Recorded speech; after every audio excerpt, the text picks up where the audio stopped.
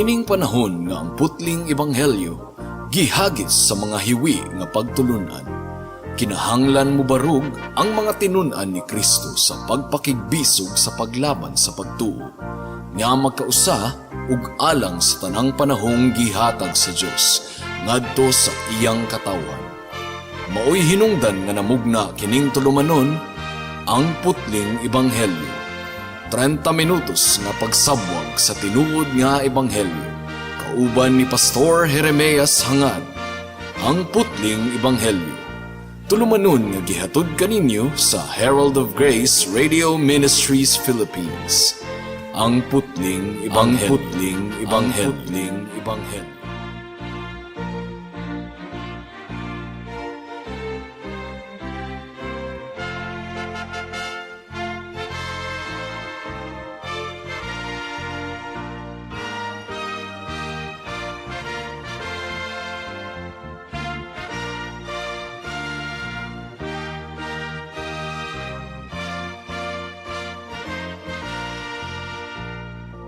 Special greetings sa tanang mga regular nga tigpaminaw sa atong panagsibya dinhi sa kahanginan ug espesyal usab nga pagpanimbaya sa akong 95 years old nga lolo nga naminaw karon si Lolo Isabelo Laure Sr. Sa pagpamalandong sa pulong sa Ginoo niining taknaa, please turn with me to Romans chapter 2 verse 16. Ang giingon dinhi mga kaigsuonan. Sa adlaw nga hukman sa Dios ang mga sikreto sa mga tawo sumala sa akong ebanghelyo, pinaagi ni Hesukristo. May the Lord bless the proclamation of His word at this moment. Niadtong miaging semana atong gipalapad ang mga bersikulo gikan sa verse 11 hangtod sa verse 16.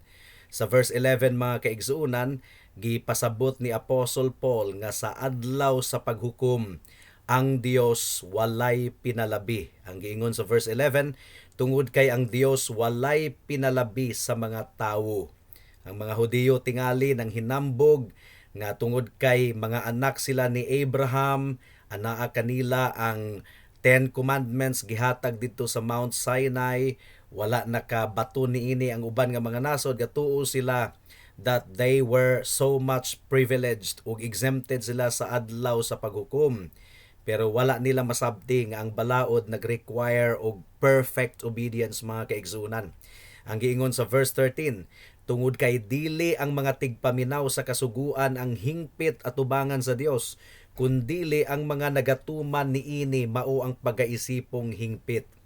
Ang mga hintil usab mga kaigsunan on the other hand, nga bisan pag wala sila'y 10 commandments nga nadawat sa duha ka papan nga bato, wala gihapoy excuse gumikan kay gisulat sa Ginoo ang iyang kasuguan sa kasing-kasing sa mga tawo. Wala sila masayod sa 10 commandments sa sinulat niini nga porma, pero nasayod sila sa 10 commandments sa ilang kinasuluran. Mao kini giingon sa Romans chapter 2 verse 14 and 15. Tungod kay kung ang mga hintil nga nitibong walay kasuguan nagabuhat sa mga butang sa kasuguan, kining mga butanga bisan pag walay kasuguan mao ang kasuguan sa ilang kaugalingon. Ilang gipakita nga ang gipangayo sa kasuguan nahasulat sa ilang mga kasing-kasing ug niini nagpamatuod usab ang ilang mga konsensya ug ang ilang mga panghuna-huna na masangil o nangatarungan sa usag-usa. So, ang mga hintil, mga kaigsuunan, pagahukman gihapon, pinasikad sa balaod, gumikan kay kini nahasulat sa ilang mga kasing-kasing, but they will be judged less harshly kaysa sa mga Hudiyo nga nasayod gayud sa 10 commandments in its written form. So at this moment, mga kaigsuunan, mag-focus kita sa nahasulat sa verse 16. Ang purpose ni Apostle Paul sa mga naunang chapter sa Book of Romans, mao nga ipasabot sa tanang mga katawhan nga ang tanan hinukman atubangan sa Dios. Gumikan kay ang tanan nakasala. walay tawo nga pagaisipon nga matarong pinaagi sa balaod, ang tanan nanginahanglan sa kaluwasan nga gikan sa Dios pinaagi lamang sa atong Ginoong Hesukristo.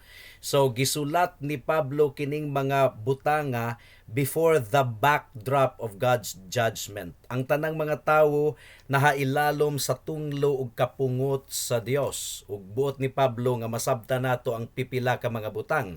Una, aduna gayoy adlaw sa paghukom. Gisulat kini ni Pablo sa verse 16. Ang giingon dinhi, sa adlaw nga hukman sa Dios ang mga sikreto sa mga tawo, sumala sa akong ebanghelyo pinaagi ni Hesukristo. Ikaduha na kini nga higayon sa chapter 2 nga gihisgutan ni Pablo ang adlaw sa paghukom. Nauna kini niyang gihisgutan sa verse 5. Ang giingon dito sa verse 5, apan sumala sa imong kagahi ug kasing-kasing nga dili mahinulsulon, nagtigom ka alang sa imong kaugalingon ug tunglo sa adlaw sa kapungot ug pagpadayag sa tulid nga paghukom sa Dios. So ang adlaw sa eternidad nagsingabot na gayud, mga kaigsuunan, mga kahigalaan. Ang adlaw sa paghukom muabot nga wala gayud damha sa kasagara nga mga tawo dinhi sa kalibutan. Ikaduha, ang adlaw sa paghukom, si Kristo ang mubarog ingon nga maghuhukom.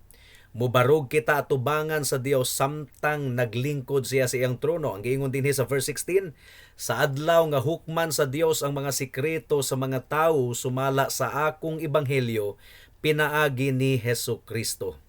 So ang atong Ginoong Hesukristo mubalik pag-usab aron sa paghukom ug pagahukman niya ang duha ka grupo, ang mga matarong nga gimatarong pinaagi sa grasya sa atong Ginoong Hesukristo, hatagan og kinabuhing walay katapusan. Apan ang mga dautan, ang mga dili mahinulsulon, pagahukman sa linaw nga kalayo sa impyerno. Only those who are found righteous in Jesus Christ will be justified. Ikatulo, mga kaigsuunan, kini nga paghukom sumala sa ebanghelyo nga gitawag ni Pablo og my gospel. Dili bot ipasabot nga adunay laing version sa gospel si Paul, adunay laing version sa ebanghelyo ang mga apostoles nga uban. No, pareho ra gayud ang gospel. Ang ebanghelyo nga gikuptan ni Apostle Paul ug ang ebanghelyo nga gikuptan sa uban pang mga apostol, pareho ra gayod. In fact, gipasabot kini ni Pablo sa Galatians chapter 1 verse 6 hangtod sa verse 8. Ang giingon dinhi, natingala ako nga paspas kaayo ninyong gitalikdan siya nga mitawag kaninyo diha sa grasya ni Kristo ug midapig kamo sa laing ebanghelyo. Dili kay adunay laing ebanghelyo kundili adunay pipila nga nagsamo kaninyo ug nagtinguha nga tuison ang ebanghelyo ni Kristo.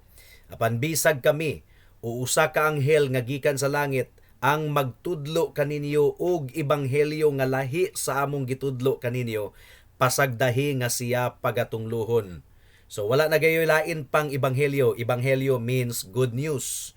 How is it that the judgment will come according to the gospel?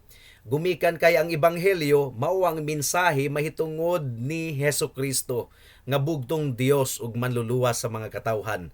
Buhat kapitulo 4 bersikulo 10 hangtod sa bersikulo 12 ang giingon dinhi, kinahanglang masayran ninyong tanan ug sa tibuok nasod sa Israel nga nagbarog kining tawhana sa inyong atubangan nga walay sakit sa ngalan ni Hesukristo nga taga Nazareth nga inyong gilansang sa krus ug gibanhaw sa Dios gikan sa mga patay. Kining si Jesus ang bato nga gisalikway ninyong mga tagatukod, ang nahimong bato nga patukuranan. Walay kaluwasan alang sa bisan kinsa paman, tungod kay walay laing ngalan sa ilalom sa langit nga gihatag sa mga tawo nga makaluwas kanato. So Jesus Christ is the gospel. Jesus Christ alone is the Savior of sinners like you and me. Ang giingon ni Jesus sa John chapter 14 verse 6, si Jesus miingon kaniya, ako ang dalan, ang kamatuuran ug ang kinabuhi, walay makaduol sa Amahan kun dili pinaagi kanako. Ug ang giingon ni Jesus sa Mark chapter 16 verse 15 hangtod sa 16, ang giingon dinhi, ug giingon niya kanila, panglakaw kamo sa tibuok kalibutan ug isangyaw ninyo ang ebanghelyo sa tanang binuhat.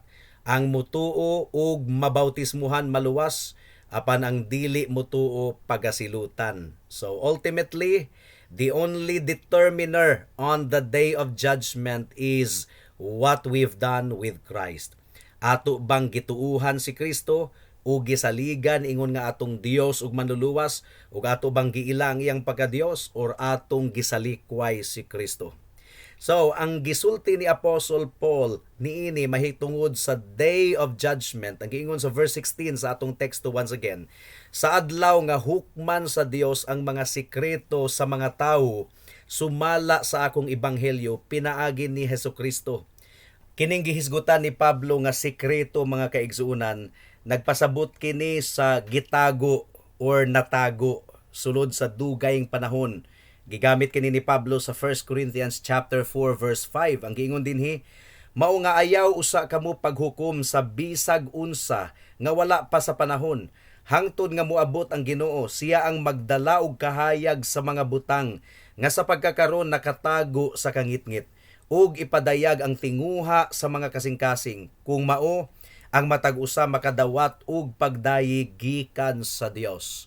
So sa adlaw sa paghukom mga kaigsuunan, ang mga tinago mabulgar, ang mga sikreto madayag sa tanan. So atong i-focus ang atong pagpamalandong niining taknaa mahitungod sa mga sikreto sa mga katawhan nga pagahukman sa Dios sa adlaw sa paghukom. Una, unsa man ang ibulgar sa Ginoo on the day of judgment, ang mga sikreto sa imong kasing-kasing higala. Nailhan gayod ni Kristo ang mga iya. Nailhan ni Kristo ang mga magtutuo niya, ang iyang iglesia nga giisip niya nga iyang pangasaunon. Ang giingon sa 2 Timothy chapter 2 verse 19. Apan ang lig-on nga patukuranan sa Dios nagpabiling lig-on nga adunay tatak nga susama niini. Nailhan sa Ginoo ang mga iya og mupalayo sa pagkaliko ang matag tawo nga nagasangpit sa ngalan sa Ginoo. Daghan kayong mga tawo, baga kayo, dili na maihap, nga nagkinabuhi ni ining kalibutana nga nag-assume nga okay lang ang ilang kalag.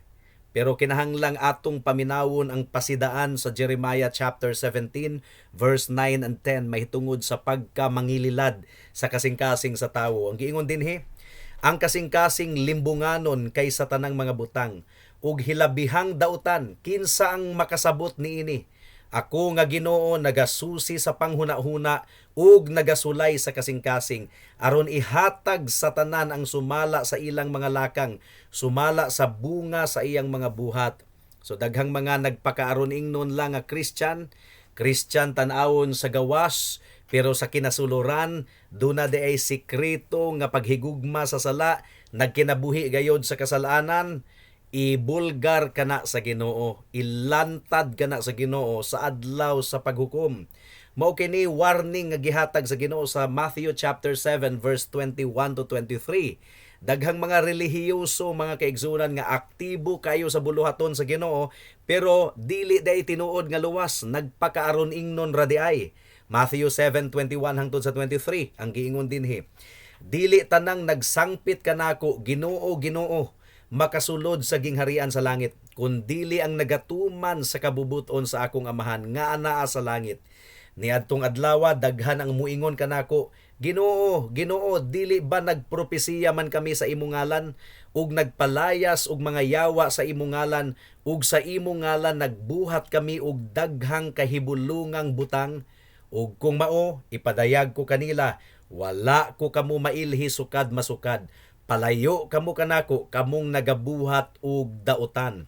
So ang giingon ni Hesukristo niini mga kaigsuunan, daghan kaayong palayaso niya sa iyang atubangan sa adlaw sa paghukom, gumikan kay Kristohanon kunuhay sila tan-awon sa panggawas, pero sa tinuod lang wala sila'y relasyon kang Kristo tungod kay nahigugma sila sa sala ug nagbuhat kanunay og sala. Now, adunay mga butang nga gisaligan sa mga katawhan imbes nga magsalig sila kang Kristo ug sa ilang relationship kang Kristo. Daghan kay mga tawo nga kontento lamang sa ilang relihiyon, sa ilang church attendance, sa ilang church fellowship, Wala gayud sila'y commitment sa church or sa mga katawhan sa Ginoo. Murag ang ilang relihiyon, ang ilang pagtuo, sideline lang sa ilang kinabuhi. Sideline, pakapin. Doon na po'y mga tao nga kontento lamang sa ilang intellectual knowledge sa kasulatan. Doon na sila'y pagsabot sa mga lawom nga doktrina sa Bible ug posible nga mutudlo pud sila sa uban sa ilang nahibawan, pero sa tinuod lang wala sila'y relasyon kang Kristo. Dili tinuod nga naghinulsol sa ilang sala ug dili tinuod nga nagtugyan sa ilang kaugalingon sa atong Ginoong Hesukristo diha sa pagtuo ug pagsalig. Ang giingon pa ni Thomas Watson, mga kaigsuunan, daghang nagcongratulate sa ilang kaugalingon nga aduna kuno sila'y daghang tinigom nga kahibalo. Apan unsaon ang kahibalo kung walay paghinulsol? Mas maayo ang pagpatay sa sala kaysa pagsabot sa tanang mga tinago. Ang pagkat-on ug ang dautan nga kasing-kasing susama sa maanyag nga dagway apan adunay breast cancer. Ang kahibalo nga walay paghinulsol magsilbing sulo aron sugaan ang mga tawo padulong sa impyerno. Mao katoy giingon ni Thomas Watson ug miuyon gayud kaayo ako sa iyang statement, mga kaigsunan. Daghan pong mga tawo nga didto sila gasalig sa ilang good intention, sincero sila sa ilang gituuhan, but they could be sincerely wrong. Ang good intentions, mga kaigsunan, dili gayud kana makapuli sa relationship with Christ. So sa adlaw sa paghukom, pagahukman sa Ginoo ang sikreto sa kasing-kasing sa mga katawhan. Lisod kaayo sa ato nga atong hukman ang atong kasing-kasing. Remember, maglisod kita og hukom sa atong kinabuhi kay taas man kita garbo. Pero ang self-examination, mga kaigsuunan, gisugyot gayud kana sa Biblia nga atong buhaton, ato bangon nato ang atong kasing-kasing aron masuta nato kung unsa gayud ang atong kondisyon at tubangan sa Ginoo. Ang giingon sa 2 Corinthians 13 verse 5, susihan ninyo ang inyong mga kaugalingon kung anaa ba kamo diha sa pagtuo. Sulayin ninyo ang inyong mga kaugalingon. Wala ba ninyo mahibaw-i nga si Hesukristo anaa diha kaninyo? Gawas lang kung wala kamo mupasar sa pagsusi. So ang pangutana niini, mga kaigsunan, ang imong kasing-kasing nahigugma ba sa Ginoo? Sa pagsusi nimo sa imong kasing-kasing, sa imong kalag, ang imong katuyuan ba sa kinabuhi alang sa Ginoo? Ang imong tinguha, ang imong interest, or ang Ginoo sideline lang sa imong kinabuhi? Ang imong kinabuhi naglakaw ba sa pagkabalaan? Gumikan kay ang tinuod nga luwas, aduna gayoy bunga sa pagkabalaan. So, kumusta ang imong attitude sa sala? Sa panggawas ba kaaway nimo ang sala, pero sa sekreto di ay amigo kaayo nimo ang sala ug hinigugma kaayo nimo ang sala? Kumusta ang imong attitude sa kalibutan? Basin og wala kay pakabana sa imong kalag, kay imong gipasulabi ang mga butang niining kalibutana. Unsa man gyud ang pinakadako nga tinguha sa imong kasing-kasing? Si Kristo ba giisip nimo nga imong pinakadako nga bahandi nga dili gayud nimo ipuli si Kristo bisan pa sa unsang butang niining kalibutana? Remember, walay makapangalagad sa duha ka amo. Ang tinuod gayud nga nakaila kang Kristo, dili niya palabihon ang ubang mga butang. Willing siyang isalikway ang tanan, maangkon lamang niya si Kristo. Mao kini buot pasabot sa sumbingay ni Kristo sa Matthew chapter 13 verse 45 hangtod sa verse 46. Ang giingon dinhi, maingon man usab ang gingharian sa langit susama sa usa ka negosyante nga nangita og maanindot nga perlas, ug sa dihang nakakita siya og mahalon nga perlas, mibiya og gibaligya ang tanan niyang kabtangan ug gipalit ang maong perlas. So you see, si Kristo sama sa perlas nga pinakamahal nga bahandi nga atong isalikway ang ubang mga butang, maangkon lamang nato si Kristo. Si Kristo ba ang pinakataas nga tinguha sa imong kasing-kasing? Ayaw pagtubag og oo kung panalagsa ra nimo siya hunahunahon, mga kahigalaan. Ayaw pud usab pagtubag og oo kung wala kay tinguha nga maduol kaniya. Ayaw pud pagtubag og oo kung mas gipangita pa nimo ang butang sa kalibutan kaysa sa Ginoo ug sa iyang mga katawhan. Ang Dios nagtan-aw sa sulod sa kasing-kasing sa tawo, dili sa panggawas. Gipasabot kana sa 1 Samuel chapter 16 verse 7. Ang giingon dinhi, tungod kay ang Ginoo dili mo tan-aw sama sa tinan-awan sa tawo. Ang tawo mo tan-aw sa panggawas, apan ang Ginoo mo tan-aw sa kasing-kasing. So mao kadtoy unang hukman sa Ginoo, ang mga sikreto sa atong kasing-kasing. Ikaduha, ang mga sikreto sa atong hunahuna. Sa adlaw sa paghukom, i-expose sa Ginoo ang sikreto nga sulod sa atong panghunahuna. Our mind is the one place nga pinaka-private gayud sa atong kinabuhi nga dili gani mahibaw-an sa uban, pero nahibaw-an kana sa Dios, dayag kaayo. Psalm chapter 139 verse 1 to 4 ang giingon dinhi, O Ginoo, gisusi mo ako ug nailhan mo ako. Nasayod ka kung naglingkod ako o kung nagbarog ako. Nakita mo ang akong hunahuna gikan sa layo. Imong gisusi ang akong agianan ug ang akong paghigda ug ang tanan kong mga lakang nasayra nimo. Sa wala pa nakalitok og pulong ang akong dila, o Ginoo, ang tanan nasayran nimo. So dunay mga sikreto kita nga wa gyoy bisag usa nga nasayod. Atong mga sikreto nga gitinguha, mga malaw-ay nga sulod sa atong hunahuna, pero i-expose kana sa Ginoo ang tanan sa adlaw sa paghukom. Ang giingon sa Hebrews chapter 4 verse 13, ug walay binuhat nga natago at tubangan niya, kundili ang tanang mga butang hubo ug dayag sa mga mata niya diin kita manubag. So unsa man ang sikreto nga imong gi-play kanunay sa imong hunahuna, nag-enjoy ka ba sa mga bastos ug mga law-ay nga talan-awon sa TV ug sa balita? Nagtipig ka ba og mga kaulag sa imong kasing-kasing? Nagtipig ka ba og kasuko, kasina, pagdumot o garbo sa imong kasing-kasing? Sa adlaw sa paghukom, i-expose ka ng tanan mga kaigsuunan. Ikatulo, i-expose sa Ginoo ang mga sikretong butang sa imong kinabuhi, mga sikreto nga imong gibuhat sa sulod sa imong kwarto kung ikaw mag-inusara. Klaro gayud kaayo nga gi-record sa Ginoo kining tanan. Romans chapter 1 verse 18, tungod kay ang tunglo sa Dios gipadayag gikan sa langit batok sa tanang pagkaliko ug pagkadautan sa mga tawo nga pinaagi sa ilang pagkadautan gipugngan ang kamatuoran. So tanan natong gipangbuhat nasayran gayud sa Dios. Romans 1:28, ug sanglit dili nila buot nga mailhan ang Dios, gipasagdahan sila sa Dios sa usa ka law-ay nga panghunahuna aron buhaton ang mga butang nga dili angayan. Ug gipadayon kini pagpasabot ni Pablo sa verse 1 sa chapter 2. Ang giingon dinhi, mao nga wala kay ikapangatarungan o tawo bisag kinsa ka pa nga nagahukom. Tungod kay sa paghukom nimo sa uban, ang imong kaugalingon ang imong gihukman. Tungod kay ikaw nga naghukom, ginabuhat usab nimo ang maong mga butang. Verse 2, apan nasayra nato ang paghukom sa Dios ngadto kanila nga nagabuhat sa maong mga butang sumala sa kamatuoran. Verse 3, ug nagtuo ka ba niini o tawo nga nagahukom sa mga nagabuhat sa maong mga butang apan mauusab ang imong ginabuhat nga makaikiyas ka sa paghukom sa Dios? And verse 6, gantihan niya ang matag tawo sumala sa iyang mga buhat.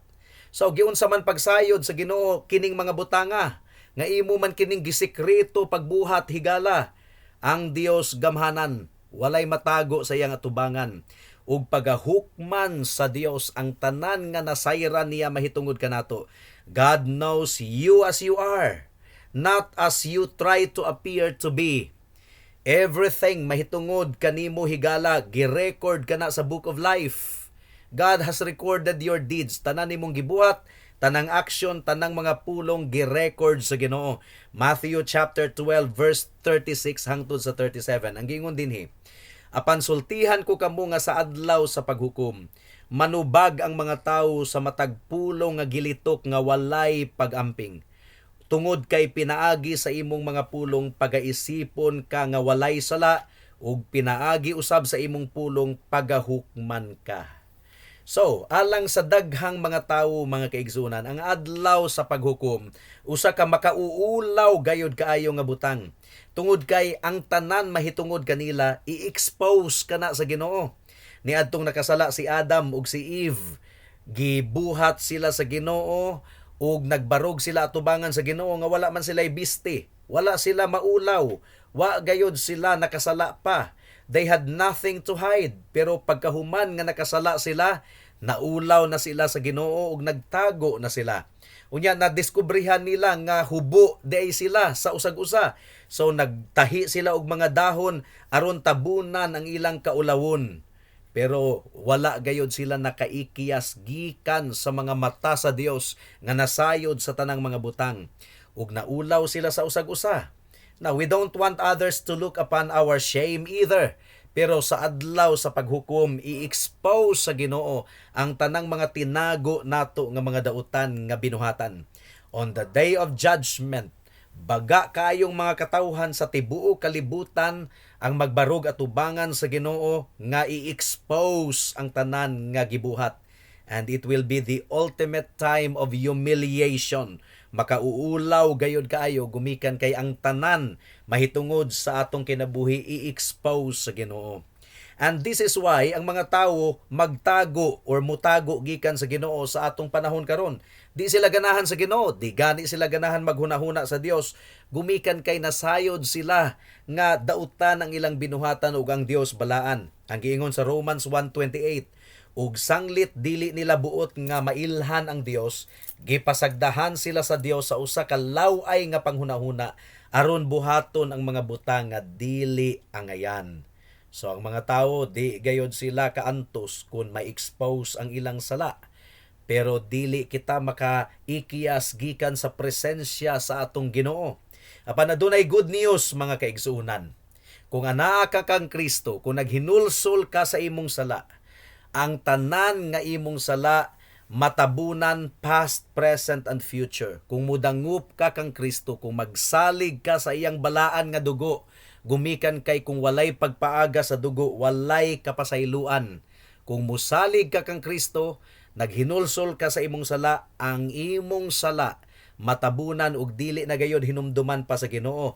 Hebrews chapter 10 verse 16 to 17. Ang giingon dinhi, kini ang pakigsaad nga akong buhaton diha kanila. Pagkahuman ni adtong mga adlaw, nag-ingon ang Ginoo, ibutang ko ang akong mga sugo sa ilang mga kasing-kasing ug isulat ko kining tanan sa ilang mga hunahuna. Nag-ingon usab siya, ug ang ilang mga kasalanan ug pagkadautan dili ko na hinumduman pa. Praise God. Kung ikaw mabistihan sa pagkamatarong ni Kristo, ang imong sala, past, present, and future, papason sa iyang atubangan, matabunan sa dugo ni Kristo, busa ang hagit ni inihigala. Dili nimo malimpyuhan ang imong kinabuhi, pinaagi sa imong good works. Ang imong good works, hugaw lamang nga panapton atubangan sa Ginoo.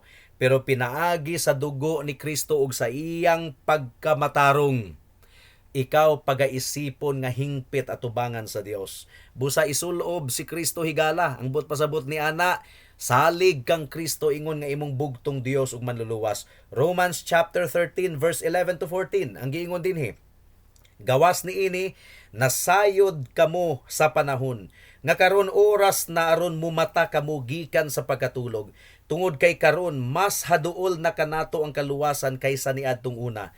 Lawom na ang kagabhion ug ang adlaw hapit na. Mao nga atong isalikway ang mga buhat sa kangitngit ug atong dad-on ang hinagiban sa kahayag. Maglakaw kita nga ligdong sama sa adlaw, dili sa walay pugong nga hudyaka ug panaghubog-hubog, dili sa kaulag ug kahugaw, dili sa mga panag-away ug kasina, kundili isulob ninyo ang Ginoong Hesukristo ug ayaw ninyo hatagig luna ang unod aron sundon ang mga kahidlaw niini. So, higala ang bugtong paglaom lamang nato, dili ang atong pagkabuutan, dili ang atong pagpenitensya, dili ang atong maayong binuhatan. Ang bugtong paglaom lamang nato nga mao nga mapapas ang atong sala, mahugasan sa hamili nga dugo ni Hesukristo, matabunan sa iyang pagkamatarong, ug asa ka na makaplagan higala, wala sa imong kaugalingon, kundili anaa lamang sa atong Ginoong Hesukristo. Busa unsa pa may imong gipaabot, ayaw na paglangan-langan higala. Undangi na og salig ang imong kaugalingon, gumikan kay wala kay pagkamatarong nga imong ipasigarbo at tubangan sa Dios. Ang imong pagkamatarong hugaw nga panapton at tubangan sa Ginoo. Once again, ato gayud kining balik-balikon sa pag-istorya. Dili ang imong pagkamatarong ang imong gikinahanglan, kundili ang pagkamatarong sa atong Ginoong Hesukristo nga imong madawat nga libre. Kung imong angkunon nga ikaw makasasala ug dili gayud ikaw makaluwas sa imong kaugalingon, ug kung imong ibutang ang imong bug-os nga pagsalig sa atong Ginoong Hesukristo lamang, ingon nga imong bugtong Dios ug manluluwas.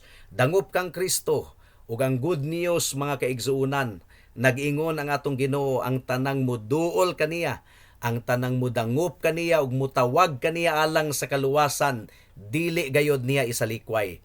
Bisag unsa pa kadako sa imong sala, bisag unsa ka pakadautan, as long as you will run to Jesus, you will trust in Him alone, dili kaniya isalikway, kundili iya kang sapupuhon, iya kang hugasan sa tanan nimong mga sala ug iya kang luwason. Now buhata kini karon dayon kay basig ug maulahi na ang tanan. Amen. Alang sa dugang nga mga pangutana, mahimong mo text kang Pastor Jeremias hangad sa 0935 744 3030.